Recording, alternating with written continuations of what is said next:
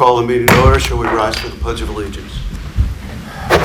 Pledge allegiance to the flag of the United States of America and to the republic for which it stands, one nation, under God, indivisible, with liberty and justice for all.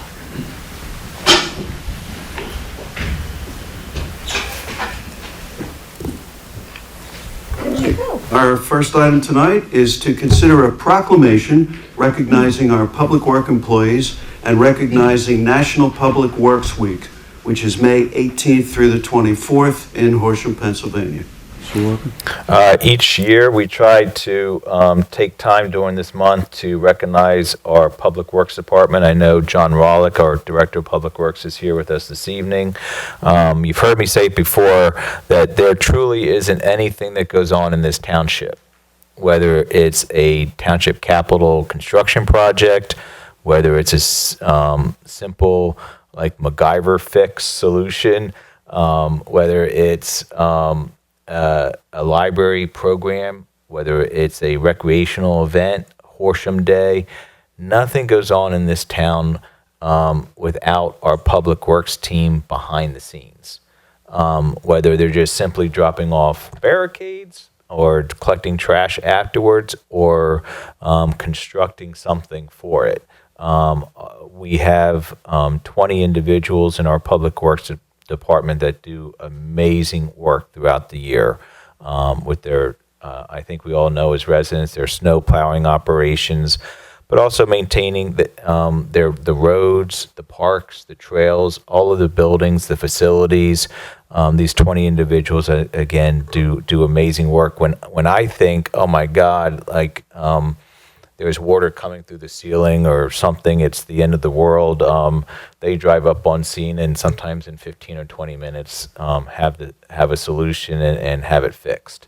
So, and they do that for our residents too. They communicate a lot with our residents while they're out on the roads. Residents will come out from their homes and talk to our personnel, either about a concern they have, a comment they have, and our people just don't walk away. They actually engage and communicate and talk and try to solve the issue right there while they're on their road. So again, I think we had the best department, the best employees, and they care a lot about the community and the township and the job that they do. So each May, we like to thank them. We treat them to a lunch during this week, and we just take a few minutes during this meeting to thank them and give them the proclamation. All right, so I'll read the proclamation. Whereas public works professionals focus on infrastructure, facilities, emergency management, and services that are of vital importance to the sustainable and resilient communities and to the public health, high quality of life, and well-being of the people of Horsham Township. And whereas these infrastructure, facilities, and services could not be provided without the dedicated efforts of public works professionals who are engineers, managers, and employees at all levels of government and the private sector who are responsible for rebuilding, improving, and protecting our nation's transportation, water supply, water treatment, and solid waste systems, public buildings and other structures and facilities which are essential for our citizens. And whereas it is in the public interest for citizens, civic leaders, and children in Horsham Township to gain knowledge of and to maintain an ongoing interest and understanding of the importance of public works and public works effort in our community. And whereas the year 2025 marks the 65th annual National Public Works Week, sponsored by the American Public Works Association. And whereas be it resolved that we, Horsham Township Council, proclaim National Public Works Week, May the 18th through the 24th, 2025 in Horsham, Pennsylvania. During this week, we urge our residents to recognize the contributions of the public works experts, which we make every day to our health, safety, and comfort and quality of life. We set our hands to this seal the 14th day of May, 2025. I'd just like to say congratulations to our public works folks. We know that very often the things that you do I won't say they get ignored, but they go unnoticed because we're so used to the things you do. So it's appropriate that we say thank you. Congratulations.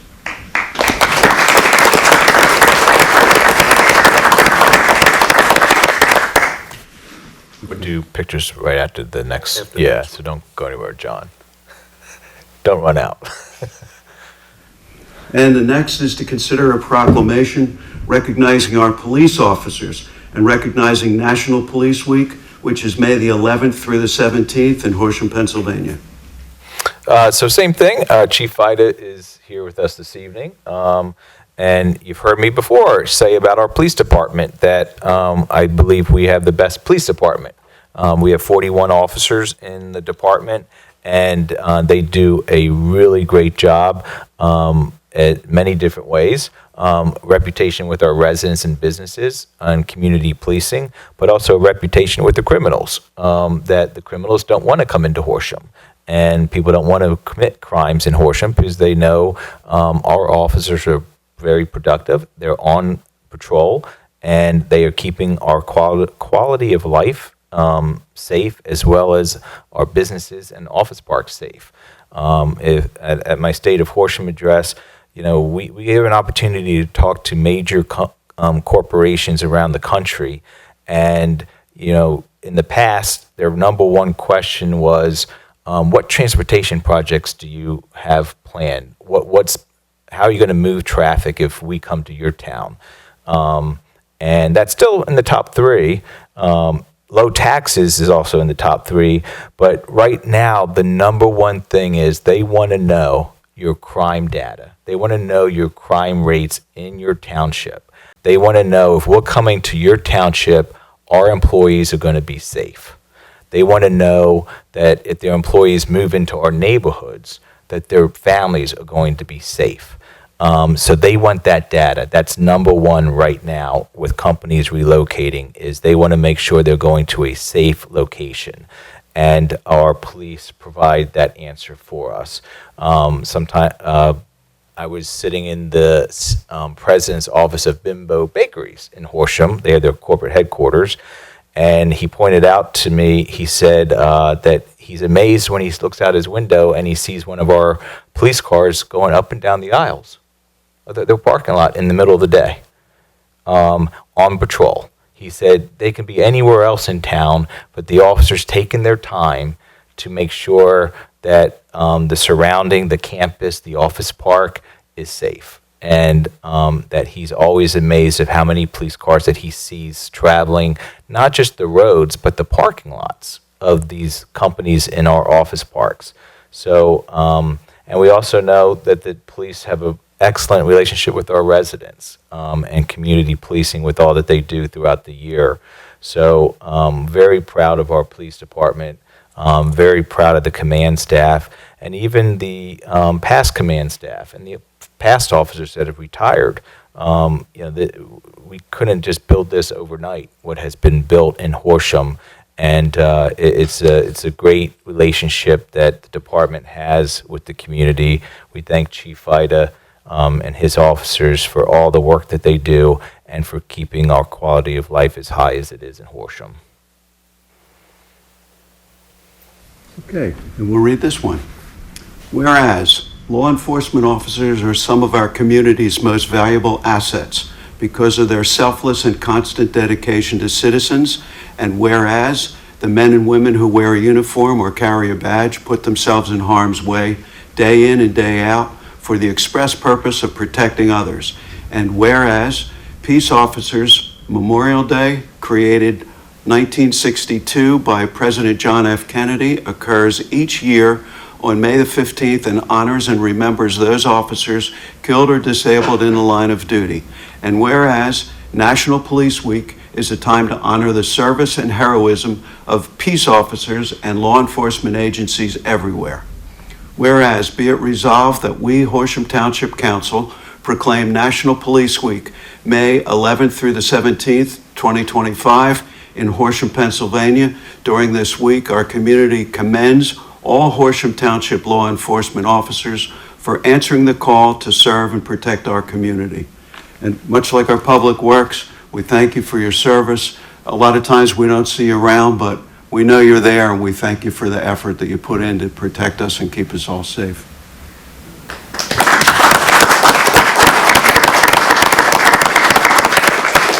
All right, John and Chief, if you could come up, I'll do a couple quick pictures and then get on with the agenda.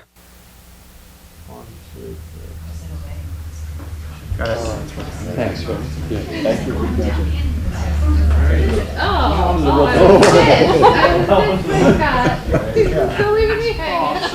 Okay, next item would be opportunity for questions or comments from the public. Do we have any questions or comments? All right, no comments, so we move on. Next, we need to approve the minutes from April 9th and April 28th. Do we have a motion? I move to approve the minutes as presented. Second. It's been moved and seconded. All those in favor say aye. Aye. Ayes have it. Treasurer's report? The balance in the general fund as of April 30th, 2025 is $6,216,860.90. For the most part, the activity in all funds reflects budget expectations for the month. Our revenues in the general fund are at 56.63% of budget, and expenditures are at 28.55% of budget. For a more detailed presentation of our current financial position, I would refer you to your monthly booklet. Motion? I move to approve the list of checks in all funds in the amount of $1,288,219.46, and further move to authorize payment of same. I move to ratify the U.S. Bank credit card transactions for the month of April 2025 in the amount of $17,576.02. I move to ratify the check payment in the Horsham Township Charitable Foundation account in the amount of $16,897.50, and further move to authorize payment of same. Second. Moved and seconded. All those in favor say aye. Aye. Ayes have it. Next, we need to review the following subdivision plan. Francis J. Ambrose Sr., 407 Hallowell Avenue. It is. Very final. Yeah, it's for your consideration this evening. You had a review at your last meeting, so in front of you, as you know, the Planning Commission also gave it preliminary final approval, and the resolution is in front of you for consideration this evening. So, are all the documents ready with all of the things that we asked for? Yes. All right. Then I guess we need a motion. I move to approve the resolution as proposed, granting preliminary final approval to the Francis J. Ambrose Sr., 407 Hollowell Avenue subdivision plan 25-01-S. Second? Moved and second. This is a roll call vote. Mr. Glemser, how do you vote? Aye. Ms. Slaff, how do you vote? Aye. Mr. Wade, how do you vote? Aye. Ms. Chunky, how do you vote? Aye. And Mr. Whiteside, how do you vote? I vote aye. Motion passes unanimously. Next is to review our zoning hearing board applications. The first is Savin Amin, 1011 Oak Ridge Drive. This is a residential application, and just to give you a little background, let me see, I probably we'll pull up the wrong one here. They were in for a fence variance in the past. Nothing's working tonight, is it? Okay, there we go. So this is their past application. This is, you see if the pointer works here. It is just, there we go. Oak Ridge Drive is here. County Line Road is here. This is Strawbridge Drive here. So they were in to get, to allow a fence in their front yard. It's a corner lot, so they have two front yards. They did receive that variance. Since then, they would like to fence in the perimeter buffer. Let me shrink this and open this up. There we go.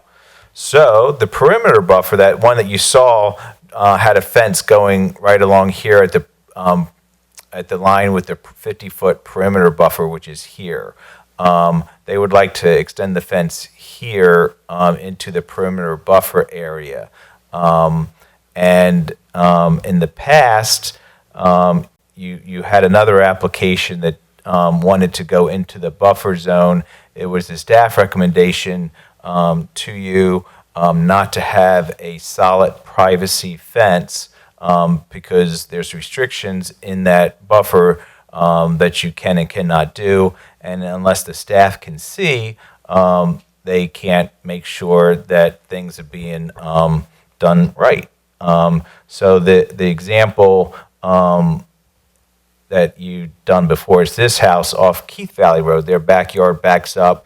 You can kind of see where the buffer starts. You can see that row of arborvitaes. That's where the 50-foot buffer starts. And they wanted to extend the fence into the buffer zone, and they put up what you see so our staff can see what's going on, what's occurring into the buffer zone, so nothing happens in that area that's not supposed to be. So what the staff is recommending, that's the old one, sorry. What the staff is recommending is same thing here, that you, this section of the fence, just this section here for the buffer has to be a fence that can be seen through by our staff to make sure it is compliant for the buffer. Got another photo here just to show. It's hard to see on this one, but there's other properties. This is the property here that we're talking about.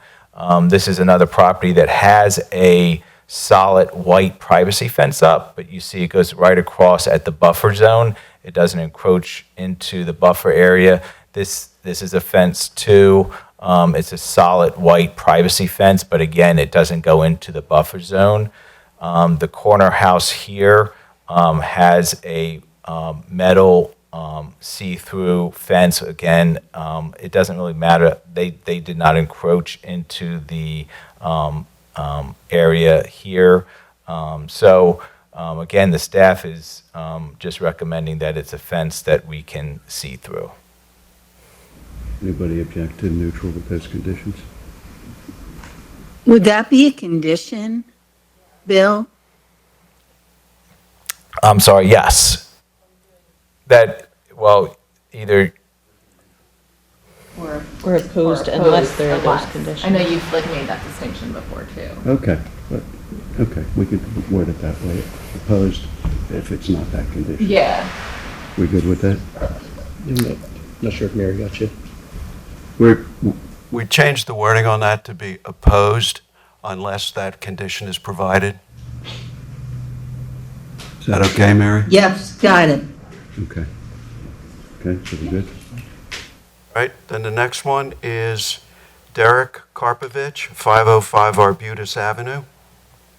so this is a accessory building. It is already built, so we did not find out about it. And I'll show you a picture. That is what they handed in to us. But we did not find out about it until after it was up. So what we're talking about is this building right here where the red dot is. It's an accessory building that they constructed. They've told us that their family is expanding with children and they need more storage space. And that's what the building's for. The staff is recommending neutral with two conditions. One, that it is deed restricted, that it is only used for residential use and nothing else, such as a business use. And two, everything between the building and the street remain a lawn area, so it doesn't become anything else but a storage building for residential use.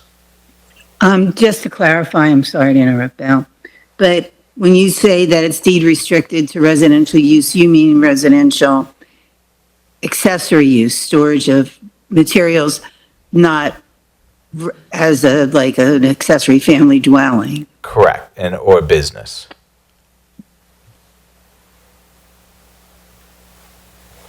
Got it? We good with that? Yeah. You guys good? Yep. All right, then I guess we can move on. You good, Mary? I am, thank you. Next, we need to review subdivision and land development plans. Strategic Asset Holdings, 186 Horsham Road. So this is 186 Horsham Road is, you're familiar with this location? It's what some of us that grew up here is the old Happer Pike between Easton Road and Blair Mill Road. And it's a small parcel located here right across the street from, used to be Kennedy Culvert, now it's Ferguson. And there used to be a house here. They have torn down that house. There's another house that is falling down as we talk. No one lives there. Is that digital? It is 2 lots right now, I believe. They are looking to build a contractor's shop garage. So, and Christian Pianzio and their team is here to go over the plans with you. Good evening. I'm with my client, Ernie Stefkovic. He's behind me. He's the owner of the property. We were here when you reviewed the zoning application, if you remember. He owns Victorian Village, so the purpose of this is for him to store materials to maintain, that facility down the road. Things like salt, replacement, water heaters, washer dryers, things like that. So I have with me Chad Brenziger from Shoemaker, and Rachel Vahey is our landscape architect. We went to the Planning Commission last week, and we had a robust conversation with them on some of the modifications we could make to this property. It's small. It's only 0.3 acres. The building is about 1,564 square feet. We showed them this is our original drawing that was submitted as part of the application. Bill, can I use your laser pointer? Yes.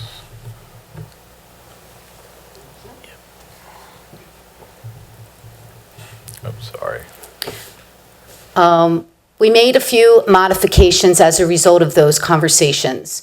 So this area here was designated for a dumpster area. Ernie doesn't need a dumpster area. He's going to use totes that he can keep inside the building. That's not going to generate a lot of trash here, so we found that enabled us to eliminate this impervious area and allow some green space.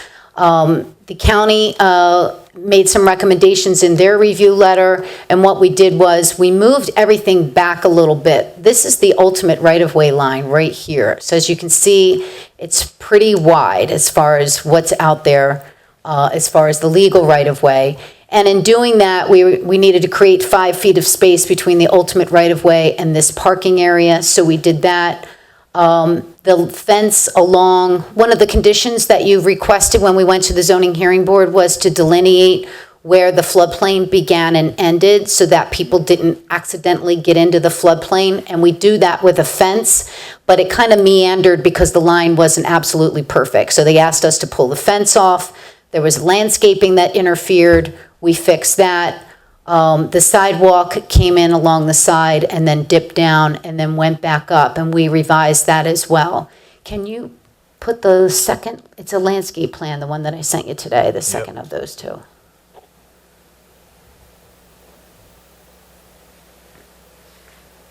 So to highlight the changes, we were able to push the building back. We were able to make, this is all now green space around this parking area, and see, this is where that dumpster area was located. That's now green space, and we can add some trees. We fixed the fence along the back.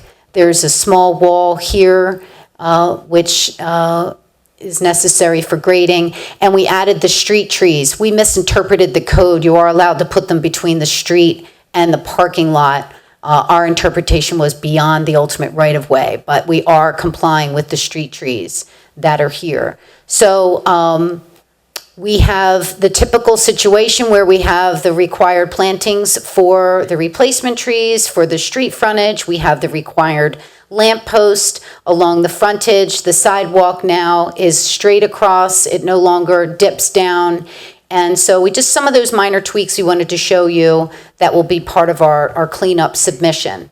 So we have all the review letters. Everything's a will comply except for the waivers. We did switch out one waiver for another. We had a landscape waiver for the parking area that we were able to get rid of by getting rid of the dumpster. And then we added a technical waiver about the type of tree, and I can get through that, talk to you about it when we get there, okay? So same number of waivers, but we switched one out for another. And I have Chad and Rachel here as needed. But I'm going to try to help move it along. So the first three on the page that I handed out, it was reissued, as you can see at the top, May 14. Those are our typical waivers, preliminary and final at the same time, because we are able to accomplish the requirements in one submission. The scale of the plan and existing features within 400 feet, we provided an aerial as usual. You see those waivers, I think, every time. Let's do one at a time. Is everybody good with the first one? Now the second one. All right, so we're good with the second one? Kristen, you want to do the third one?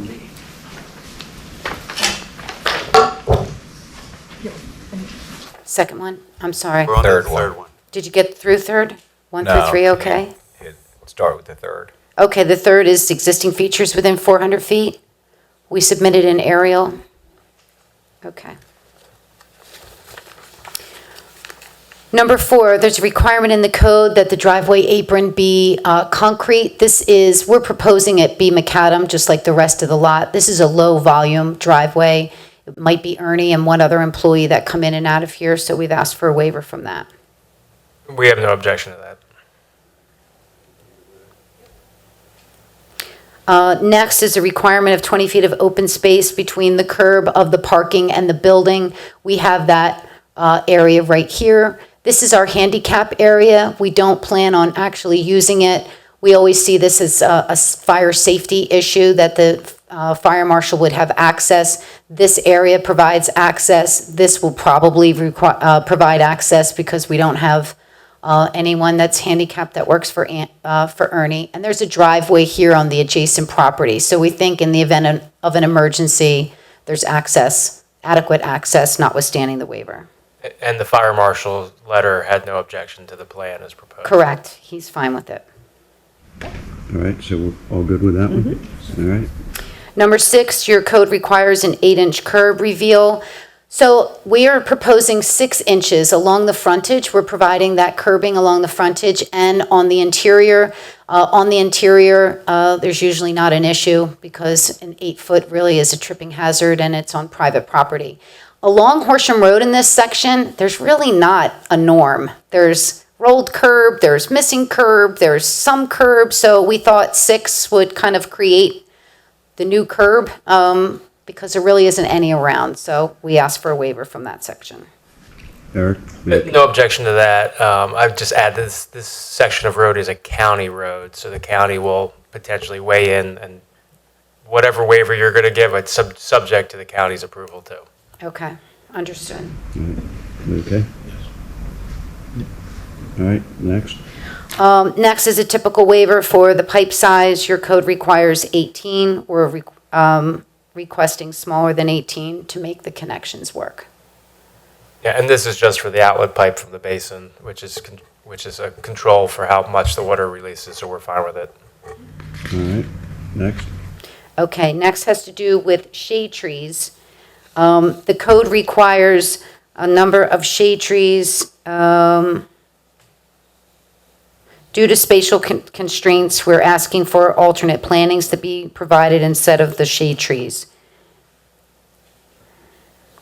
And that is spelled out in the Gilmore letter. What are you proposing? I'm going to let Rachel talk about this one. Yeah, I guess once we satisfied street trees, replacement trees, and Kristen specifically talking about softening buffer where we need 4 shade trees and 8 shrubs per 100 feet due to the small nature of the site. If you look at the plan on the western side, the left side, I think we're required 2 shade trees and I think 10 shrubs. No, 6 shrubs. So we meet the shade tree. We have 1 shade tree, but instead of trying to fit another shade tree, I offered an ornamental tree because we're trying to offer some buffering and some diversity, and the ornamental trees are slightly smaller than the shade. Similarly, on the northern property line, I think we're showing some replacement trees there. We require 5 shade trees and 10 shrubs along the northern property line. We're offering, per the softening buffer, 1 shade tree, 3 ornamental trees, and satisfying the shrubs.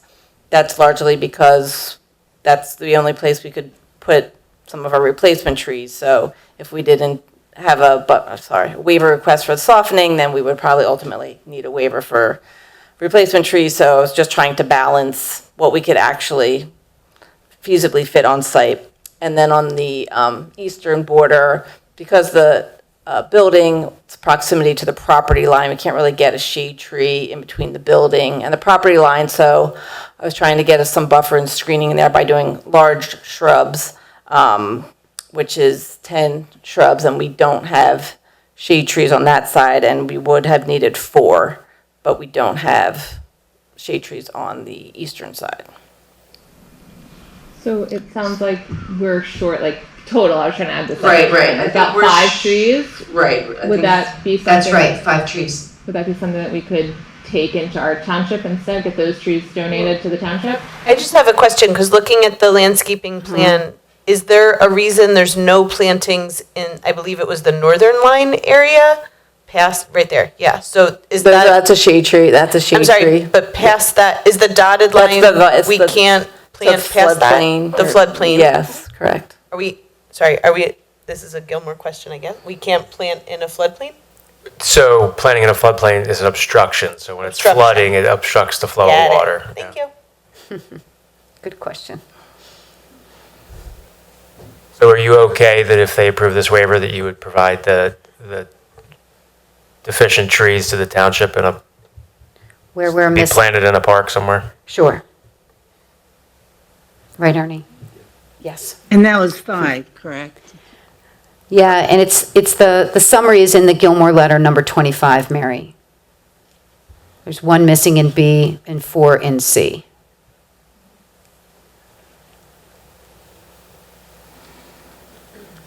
Okay. Okay, we're good to move on? There's 3 more waivers? Yes, on the Okay. next, Number 7. next page, number 9. 9. So there's a requirement in your code that planting materials meet 2 requirements, that they're 8 feet high and 2.5 caliber inches in size. And Rachel has a proposal that'll be 8 feet high, but not the 2.5 caliber. And I'll let you explain this, Rachel.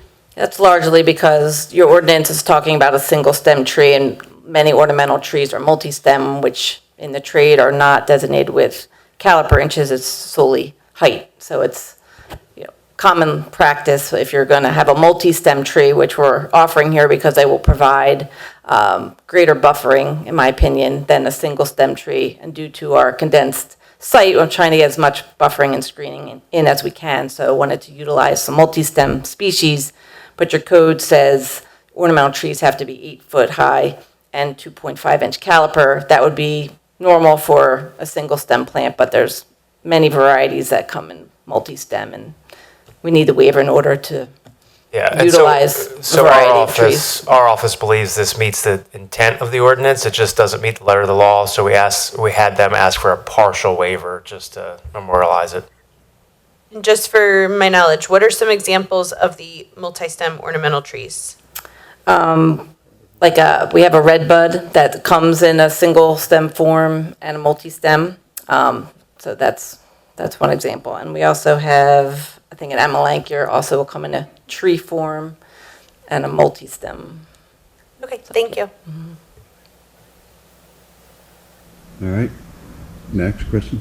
Next has to do with widening of this section of Horsham Road. As Eric pointed out, we'll have to deal with the county. Obviously, we are showing curb and sidewalk and the lamp and the street trees, just not the widening because it wouldn't align with the properties on either side. And the last one, number 11. The last one has to do with the requirement there be a loading zone. Ernie's going to come back and forth in a pickup truck mainly. There could be a delivery or two, but they'll either pull into the parking area or stop along the frontage, but we don't have a need for a loading and unloading zone. The only comment I would have on that is there a space we could designate somewhere, even though you don't use it? Because one of the things we need to do is, if somebody comes, you sell a property, somebody comes along that does need one, we need to be able to provide some space. Well, we only have the drive aisle here, and we have these 4 parking spaces, and then this handicap space. So we're adding more parking because the code requires more than what Ernie needs. So we know that one of these spaces can easily be utilized by a UPS truck or a FedEx, or we just envision that with a building this small, we're not going to get anything larger than that. They're not going to be delivering anything that would come in anything larger than like a big box truck, just like a residential. Eric, you think that's reasonable? I mean, given how small this building is, I couldn't imagine like a future user having that large of a delivery, because where would you put the stuff? Right, that's what we think. Is there any way to, I guess, write that in so that whoever takes it over next would need I think as long as we keep that as parking spaces, we're covered. What about like striping along the building or something? Or something that makes it stay as a parking space. That's what you're talking about. I right? heard, was that Sam's question? Yeah, it was me, Mary. I heard what you said. I don't necessarily think we need to do that, because when the next person comes in, code will look at it completely and see if it complies with everything. They'll look at it in terms of the new use, not just the use that's currently being made. So I think it's okay the way it is. Thank you, Mary. All right, is everybody good with that? All right, well, if we're finished the waivers, what do we need to do next, Bill? That's it. Mary would draw up the resolution. Your next council meeting's June 11th, where you would consider the approval resolution for the project. Okay, great. Great, I thank think you so this much. is- I think this is a great cleanup of this spot, so thank you.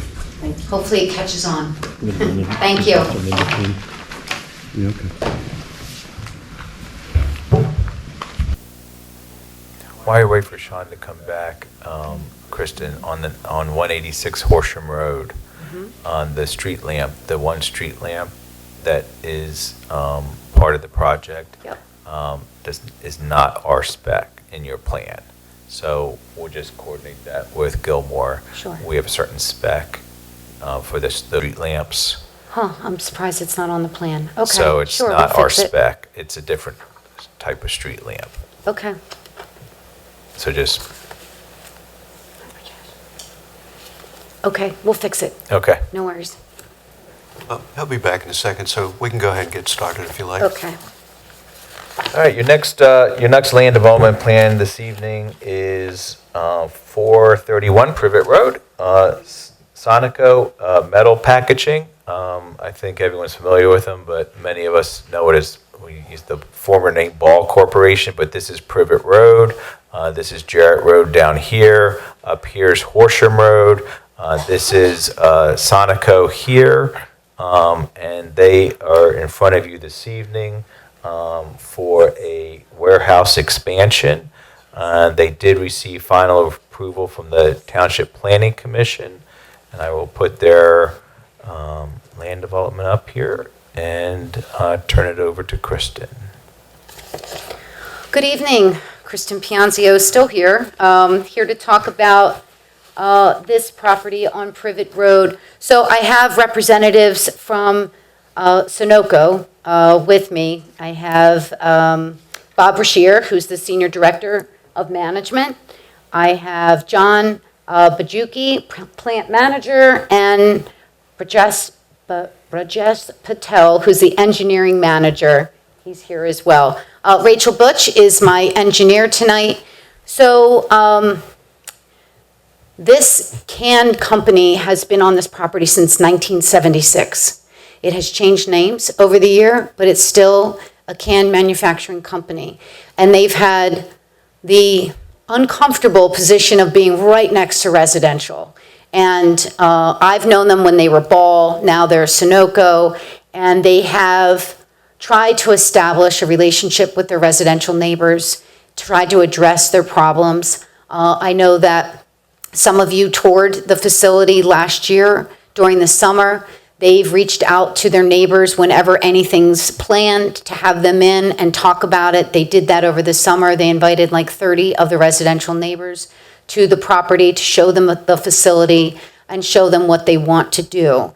So what's happened in the aerosol can industry is that they no longer are making 3-piece cans. It is now being converted to a 2-piece can, which means Ball or Sunoco needs equipment, new equipment, so that they can compete in the market, that they can reduce the leftover metal. That means less metal in, less recycling, and less truck traffic, hopefully. Right now, they have, this is the plan on the screen. So this project is going to do a couple of things for them. It's going to allow them to add this 86,000, I think is the number, square foot addition to the rear portion. As you can see, the building goes like this. It's kind of an L shape, and they're going to fill in this area. In doing that, they can achieve a few goals. Right now, trucks come in this closest driveway, closest to Horsham Road. They come in the back, they pull in here, and they back up. There are loading docks here. In so doing, there's backup beepers. They are shining headlights into the neighbors. And what we're proposing to do is change the configuration of this site so that it's one way going into the driveway closest to the residential, but allows them to swing around the entire site. The loading and unloading will occur inside the building. No longer are they backing into a loading and unloading zone. All that's going to go on inside, so there's not that noise. The scrap metal recycling is currently on the roof of the building. That is a noisemaker. It is now going to be inside the building. So we're happy that those things are happening to better the way this whole process works, both internally and externally. We are proposing a fence on top of a berm along the residential neighbors. It's 6 feet high along this section. When we hit the front yard setback, it has to drop down to 4 to meet code. We are planting landscaping on the other side of that fence to provide additional buffer for the neighbors. So they're going to have a solid barrier and then a vegetative barrier. We are able to add sidewalks along the frontage, which doesn't exist today. And stormwater runs along the side property line. It doesn't get into this basin well. What we're going to be able to do is redo this basin, increase what it's capable of doing, and we're adding a new basin in the front. So the flooding that goes on Privet should end as a result of this project. So we went to the Planning Commission for preliminary plan approval. That was last summer. The neighbors were here. They were interested in the sound. The Thompsons were here. There are industrial neighbor in the industrial park on this back corner. They're here tonight. We went back and went to the Planning Commission last week. Some of those neighbors came again. They were talking about some trucks that are still going up Privet, even though it's labeled here that trucks aren't supposed to go that way. Some do. We don't know that it's our trucks, but Sunoco is very eager to find out if it is their trucks.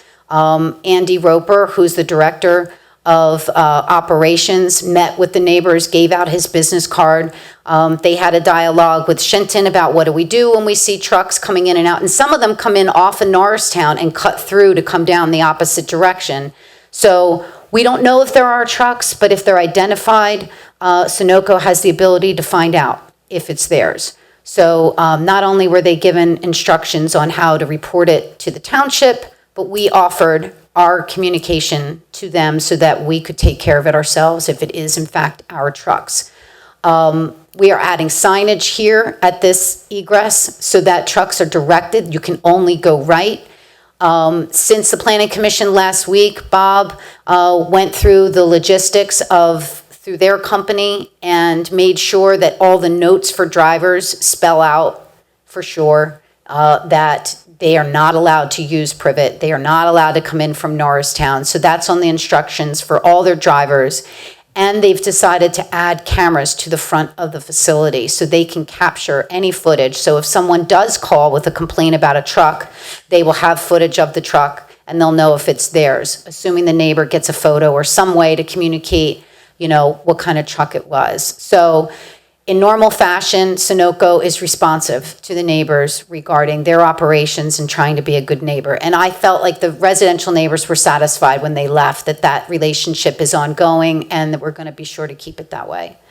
Mr. Thompson had concerns that the impervious coverage wasn't accurate on our plan. Since that meeting, our engineer communicated with the township engineer and verified that the impervious coverage maximum on the plan is in fact accurate. There was concerns about the parking. Our parking is based on employee number. Mr. Thompson raised the concern that how do you know how many employees are in there? What do you do if you get more employees than you say? And how do you resell the property? We discussed how Sunoco put a buffer in for some additional employees that they think might be here on the property. We have provided the adequate parking that is required for that. If there is a problem, Township's going to know about it. If people start parking in the street, people are going to complain and you're going to know about it. And Sunoco will have to deal with that issue. As far as resale of the building, anybody who would want to buy this building has to buy it as it is. And it holds a lot of machinery and a lot of equipment. And there's a lot of storage. There's not a lot of people.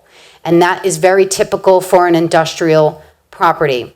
I took a few moments and looked through other codes to see what our neighboring municipalities are doing with their industrial buildings. Montgomery Township, Hatfield Township, Falls Township all have an employee count for their industrial buildings for that reason. These buildings are big and they hold a lot of stuff, not a lot of people. So your ordinance is not different than your neighbors and how they calculate parking based on employees. And they're calculated either on a largest shift or in Falls Township, you were allowed a choice to do it based on square footage or your largest shift. So it's not uncommon to have a parking calculation like you do.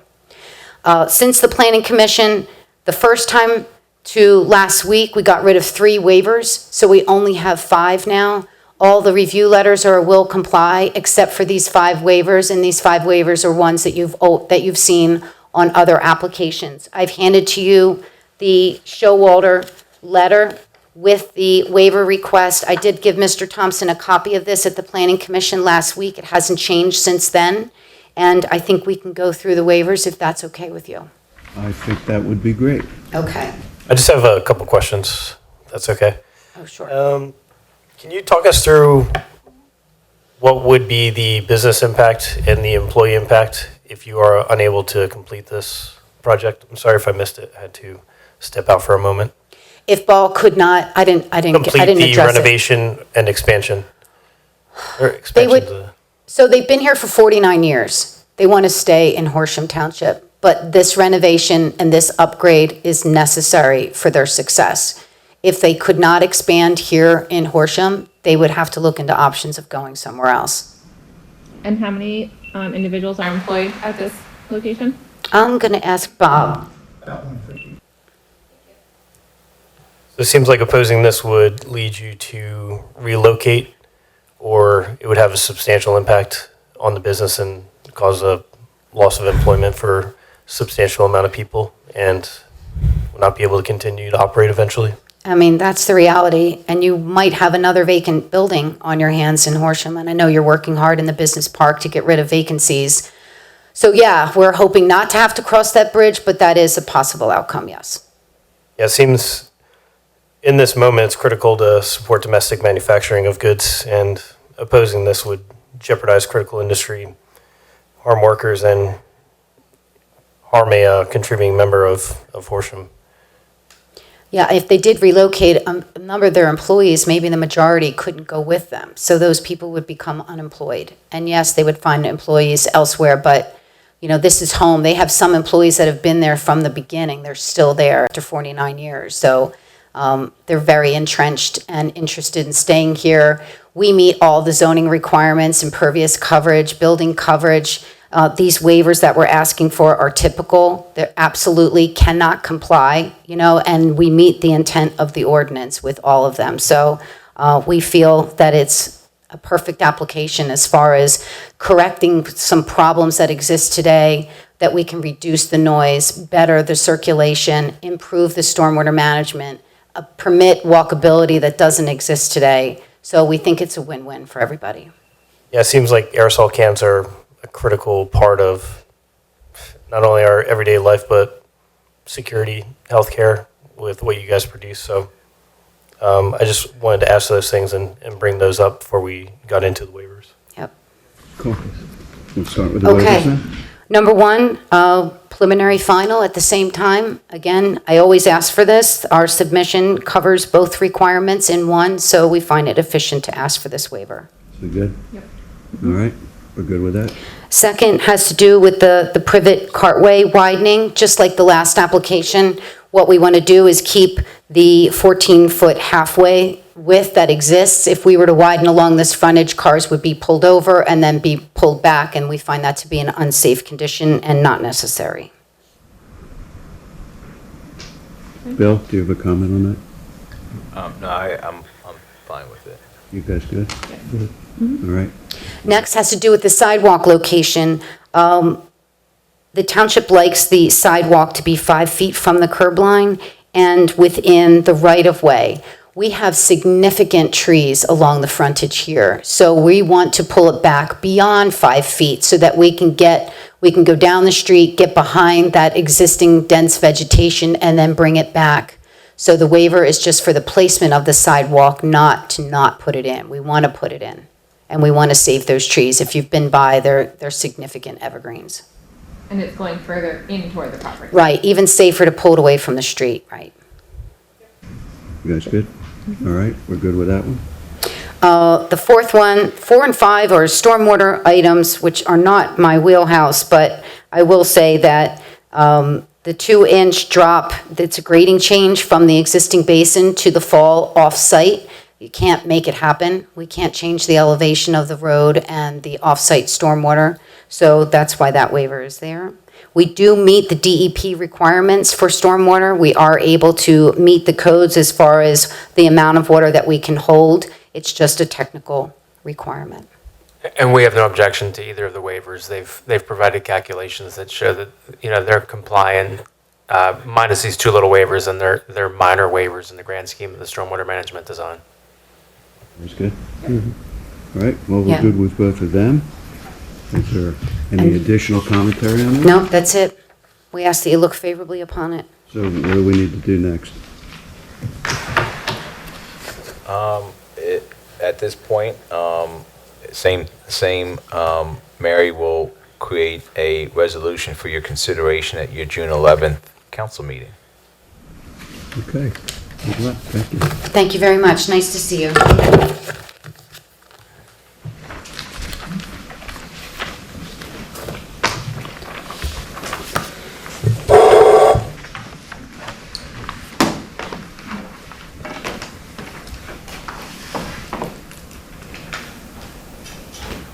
All right, next we have some bids to consider. Bill, do you say one of these needs to be tabled? Yes, the line painting needs to be tabled this evening.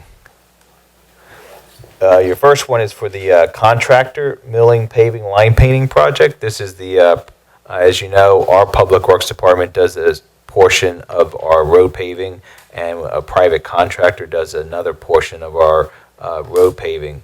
For the bid this year, we received 6 bids. The highest bidder was at $692,492.63. The lowest responsible bidder was Glasgow Incorporated at $623,347.43, which is what we are recommending for your consideration this evening. The second one was for milling. For the milling project, we also received 6 bids.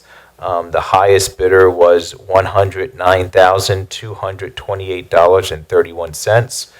The lowest bidder was A. Giuliani and Company Incorporated at $63,721.08, which is what the staff recommendation is for your consideration this evening. Do we have history with either of these? Both of them, a lot of history, and they've worked very well with us in the past. Thank you. And the other good news is they came in quite under budget. So that was good news too. No further discussion on that. Do we have motions? I move to award the paving bid to Glasgow Incorporated in the amount of $623,347.43, and hereby authorize execution of the contract for same. It's moved and seconded. All those in favor say aye. Aye. Ayes have it. Next is milling. I move to award the milling bid to A. Giuliani & Co., Inc. in the amount of $63,721.08 and hereby authorize execution of contract for the same. Second. It's moved and seconded. All those in favor say aye. Aye. Ayes have it. All right. Looks like the last thing we have here tonight is to consider a resolution authorizing to submit a Military Installation, Remediation, and Infrastructure Authority, or MIRIA, grant application. So as council knows, MIRIA, we've been applying for the past few years since MIRIA has existed, and the township is after all the water providers are granted their grants for PFAS contamination, cleanup, and maintenance. So we are in front of you this evening is the resolution to put up a local match effort of $250,000. And if we are successful and with everything, that will probably generate about $1.2 million for several projects, to include the engineering cost of the Horsham Road widening project, the engineering costs for the Norristown Road extension project, and then a list of other projects to include marketing, advertising the township, but we carry those projects forward each year. We don't list them out, but we carry all those projects forward in our grant application, so we don't have to give any money back to Harrisburg. We make sure we spend every penny of it here in Horsham Township. So that's what's in front of you this evening. The grant application is due tomorrow morning, so it's perfect timing of this meeting, but the resolution is in front of you for consideration this evening. Any questions or comments? Yep. Was that yes or no? No, Okay. Sam, you good? I'm good. Then do we have a motion? I move to adopt the resolution as proposed, authorizing application with local effort funds of $250,000 to the Military Installation, Remediation, and Infrastructure Authority, MIRIA, for the purpose to assist with funding for the engineering of the Norristown Road extension, the engineering for the Horsham Road widening project, the digital advertising, LinkedIn advertising, and other projects. Second. It's moved and seconded. This is a roll call vote. Mr. Glepster, how do you vote? Aye. Ms. Slaff, how do you vote? Aye. Mr. Wade, how do you vote? Aye. Ms. Chunky, how do you vote? Aye. And Mr. Whiteside, how do you vote? Vote aye. Motion passes unanimously. All right, I have a few announcements before we adjourn. The Horsham Farmers Market Preview Market Sunday is May 18th from 10 a.m. to 1 p.m. at the Horsham Library. Our Horsham Fireworks Show is Sunday, June the 7th at 9 p.m. in Deep Meadow Park. And our next meeting is Wednesday, June the 11th in this auditorium, as we have no fourth Monday meeting in May. With that said, I just want to make an announcement because it's different this year. So we put this out on our website and social media, as well as the farmers market, as well as the library. It's a little bit different. This yellow area here is where all the farmers market, this is Jarrett Road here. This is the library. The yellow is where all the vendors will be of the farmers market. The first phase of parking for customers is the library parking lot. There's over 100 spots in this blue area. Once that gets filled, we're asking people to go out to Babylon Road. You can park on Babylon Road in front of Simmons Elementary School, not on the business park side, but in front of Simmons Elementary School. Once those parking spots become full, you can go to across to Sheehy Drive. You can park on both sides of Sheehy Drive and be crossed by the crossing guard and fire police that we will have. Let me switch. That we will have here.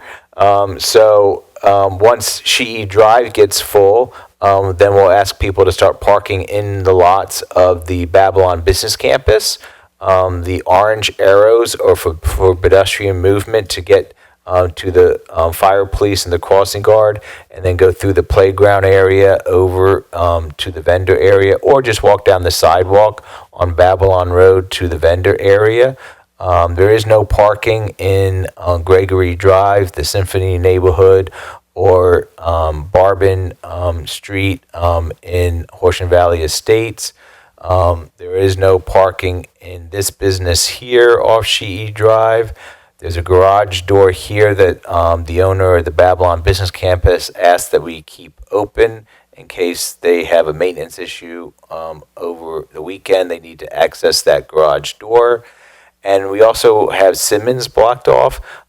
This is the preview market this Sunday. We'll see what happens. So this is all fluid and can change. It's very difficult for the school district. They did ask if they could be of any help with their parking area, but what they did say is they can't guarantee it every Sunday. So especially September to November when school starts back up, but they also have a lot of construction activity over the summer at Simmons planned, and and construction of vehicles will be in this parking lot. They also rent out their stadium, which this parking lot is used for their stadium. They have pool activity. They have different things even during the summer months. So they asked it to be a help, but we decided right now to look at it as a no parking area because once you tell people and once they get used to, well, I'm parking at Simmons. Oh, no, this Sunday you can. The next 2 Sundays you can't. Then the next 3 Sundays you can. But then the next Sunday you can't. And logistically for our volunteers and our staff, Public Works, our fire police, our farmers market people, our library people, to know what Sunday you can park there, what Sunday you can't park there. We just decided to block it off for now. It is something that can be changed. And we're also not going to ticket or tow anyone that parks there. But another issue that people come and they utilize this asphalt area during the weekends, the children from the neighborhoods and from the playground area. So this area is utilized by children and families during the weekends for recreation and play.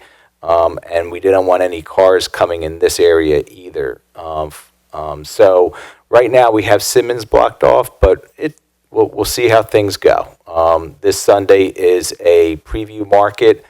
This is all new, so we'll see how things flow, and we can always adjust. Will there be anyone directing? I know you said they'll have crossing assistance. Will there be like parking assistance as well, just to kind of help mitigate any of some of these issues? I was going to comment that on. Also, the crossing guard will be there all the time, right, while the market's open?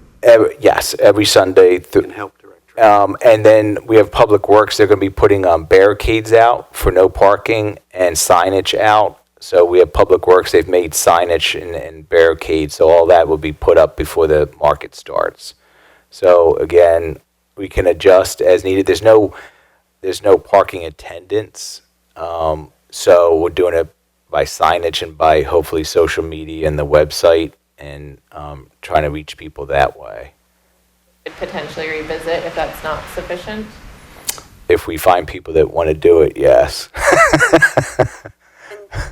Two additional questions. I'm sure it's kind of a similar situation to Simmons, but are there restrictions on parking at the high school in one of the lots and walking over from there? We didn't go that far. Right. Yeah. Okay. So, But there's no restrictions. okay. And you kind of outlined an order of events like park here first, then here, then here. If people wanted to go right to the business center lots before the library is full, is that okay? Yep. Okay, thank Yep. you. And we'll also, as the week goes on, the library and the township sites are also going to encourage people that have the access to use the power line trail. So, try to use if you live in those neighborhoods along the power line trail, it has direct access to the library and the Jarrett Road, so please don't drive. Try to just bring a bag and a wagon, or I don't know how much you're going to buy, but try to use the power line trail to access the farmers market too. I was at the library adult night out last night, and there was an individual there who lives over on Hunt and was very excited to be able to walk to the farmers market this year. Oh, great. That's awesome. That's what it's all about. So we'll see you all on Sunday. If not, meeting adjourned. Thank you.